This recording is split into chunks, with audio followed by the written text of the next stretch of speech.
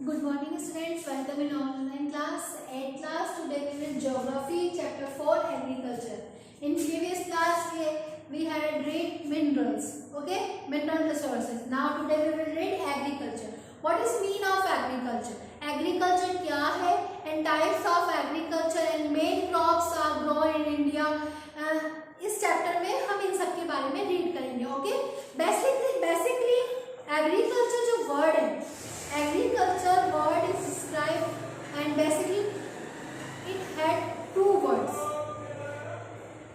Agriculture is derived from two words. First is Latin word agri and second is culture. Latin में agri means soil and culture means cultivation, कि मिट्टी में उगाने वाला या फिर मिट्टी में उगाने वाला पौधा या जो भी है, कृषि जिसको कहा जाता है. तो एग्रीकल्चर मीन इज कृषि, कि हमारे यहाँ पर कौन कौन सी कृषि यहाँ पे लाई जाती है, एग्रीकल्चर की जाते हैं. ठीक है, we will start chapter 4 agriculture. The transformation, this transformations from a plant to be finished product involves three type economic activity, कि अगर हम किसी पौधे के स्टार्टिंग से जो एक्टिविटीज हम की जाती है, कि उसको स्टार्टिंग से लेके उसके फिनिश्ड होने तक जो प्रोसेस हम जिस टाइप्स को हम यूज करते हैं, जिस एक्टिविटीज को, गतिविधि को उसको यूज करते हैं, वो हमारा क्या होता है, उसको एक्टिविटीज कहा जाता है.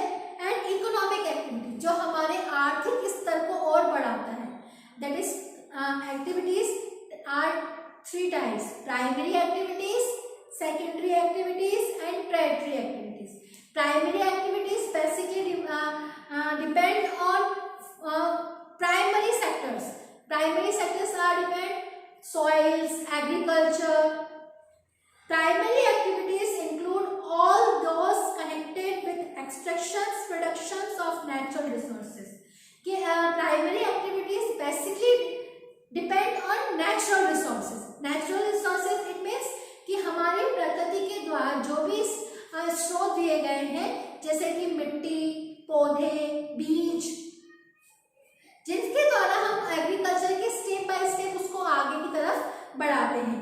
Agriculture, fishing and gathering are good example, कि एग्रीकल्चर कृषि करना या फिशिंग करना, ये सभी क्या है, प्राइमरी एक्टिविटीज के गुड एग्जाम्पल्स हैं. Secondary activities are concerned with the processing of these resources. Secondary activities क्या होती है, कि जो प्राइमरी एक्टिविटीज हैं उनको हमें ड्राइव अप, उसको और आगे की तरफ बढ़ाना है, और उसको सेकेंडरी एक्टिविटीज कहा जाता है. Manufacturing of the steel, baking of bread, weaving of cloth are example of these activities. कि जैसे कि अनाज, वीट्स वगैरह बनाना, उस वीट्स से अब आगे जाके ब्रेड्स वगैरह बनाना, मिनरल्स से स्टील, आयरन के यूटेंसिल्स बनाना, तो ये सब चीजें क्या है, सेकेंडरी एक्टिविटीज में इसको दिया गया है. And tertiary activities provide support to the primary and secondary sectors शो survives.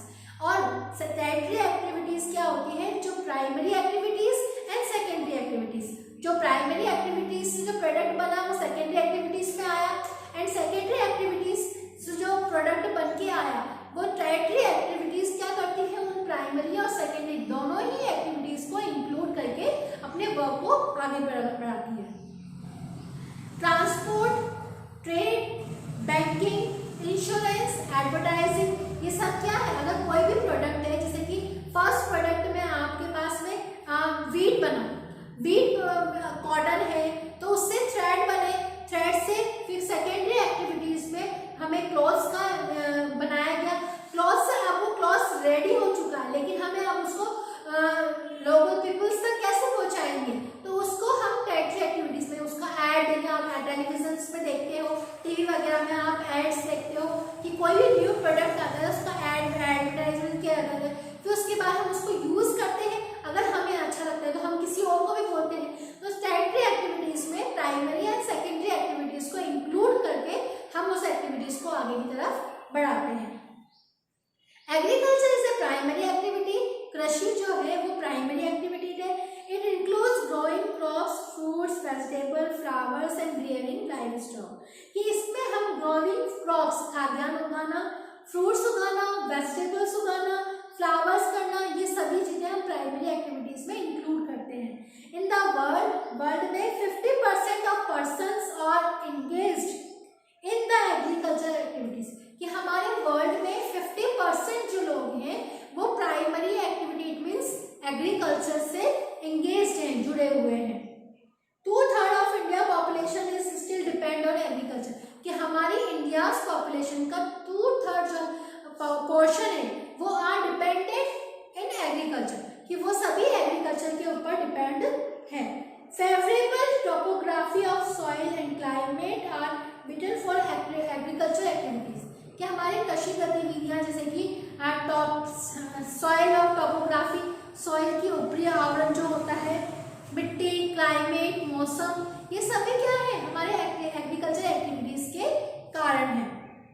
The land on which are crops are grown in known as arable land. In the map you can see the agriculture activities in concern in this region in the world suitable factor of the growing crop exist, कि यहाँ पे आपको जो एक map दिया गया है world में, जिसमें हमें बताया गया है कि किस तरह से हम एग्रीकल्चर को डिपेंड, उसको हम डिस्ट्रीब्यूट करते हैं, या हम ये दिखाते हैं कि किस किस एरियाज में हम किस किस एग्रीकल्चर को ज़्यादा देखते हैं या वहाँ पे ज़्यादा की जाती है।